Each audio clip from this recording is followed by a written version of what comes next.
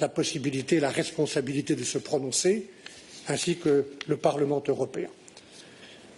Pendant 4 ans et demi, nous avons construit ensemble cet accord, étape par étape. D'abord l'accord de retrait, qui a permis de stabiliser les conditions de la paix en Irlande, de sécuriser les droits des citoyens, de régler des questions financières, et puis dans la transparence, le respect et le dialogue, nous avons continué à travailler depuis 9 mois, c'est un temps très court, pour réaliser cet accord de partenariat pour l'avenir, inédit par sa diversité et par sa dimension. Tout au long de ces 4 années et demie, la force de l'Union européenne a été l'unité et la solidarité entre tous les États membres et avec le Parlement européen. Ça a été mon honneur de prendre part à cette unité des Européens.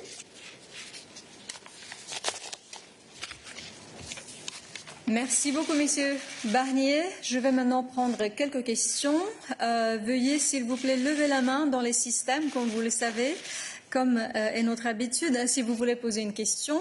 Je vois que Derek Perrott est le premier, donc je donne la parole à Derek de Les Échos. Derek, vas-y. Bonjour, vous m'entendez? Oui, tout va bien. Vas-y. Oui. Merci beaucoup. Bonjour Madame la Présidente, bonjour Monsieur Barnier. Les Britanniques sont revenus sur l'accord de retrait négocié l'an passé, quelques mois à peine après sa signature. Dans ce contexte, quelle confiance avez-vous aujourd'hui dans leur capacité à respecter ce nouvel accord? Indeed, we had already built in the withdrawal agreement strong measures in case that the withdrawal agreement is not being applied properly. The infringement procedure, for example, that we started. And the same mechanisms are in this agreement, that we have strong measures that can be taken if one party does not play by the rules.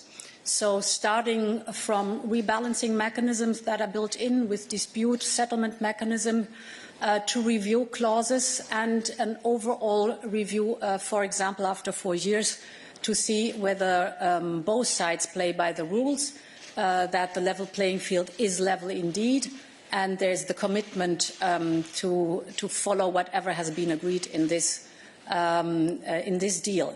So from the experience we've had, we built in safeguards that are necessary to make sure that there's a strong incentive for both sides to stick to what they have agreed to.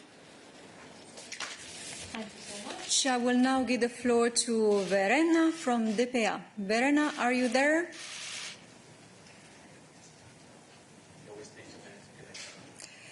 So we are waiting for Verena to get connected.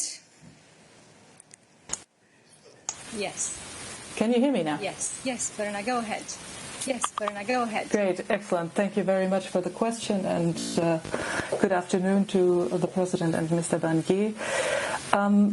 Given the extreme time pressure toward the end of these negotiations and the deadline being only 7 days away, are you confident that you really safeguarded all the interests of the Union and of its member states? Or did you have to give in to British demands just to avoid disaster a week from now? Thank you very much. We had a very strong negotiating position. Indeed, you're right, the time was very, very short. At the beginning of the year, we have already said very clearly that for such a comprehensive agreement, 12 months are really short, and on top came COVID. This did not make the negotiations more easy, and therefore it is outstanding what the negotiating team has done and achieved in only 12 months.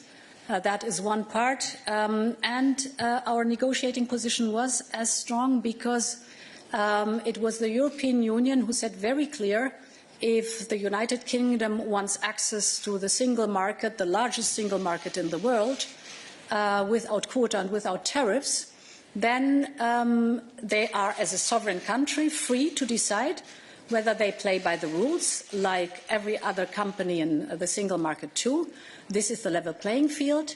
If they do not want to follow the rules, then there will be quota tariffs, so there is a price to pay for that. And as we knew, in any case, if there would have been a hard Brexit, it would not have been good for both sides, but it would have hit the United Kingdom harder than the European Union, with all its might of 450 million citizens. And therefore, from a position of strength, we were able to come forward with the most comprehensive agreement we've ever had. This agreement will write history. If you look at the clear composition of rules that are very distinct to make sure that there's fair play on both sides, that is a very clear, if you want to access the single market, you have to abide to the rules all the other ones are abiding to. And in the fishery field, I think we made a huge step forward and got a very good agreement. So this shows that from a position of strength, you can achieve a lot. Thank you very much, President. I know that you have to go and inform the college. There is interest for additional questions, but we have a technical briefing where all the questions will be addressed. So thank you so much. Thank you so much for joining us in the European Commission's press room for this press conference, and stay tuned for the technical briefing off the record, which will follow in a few minutes.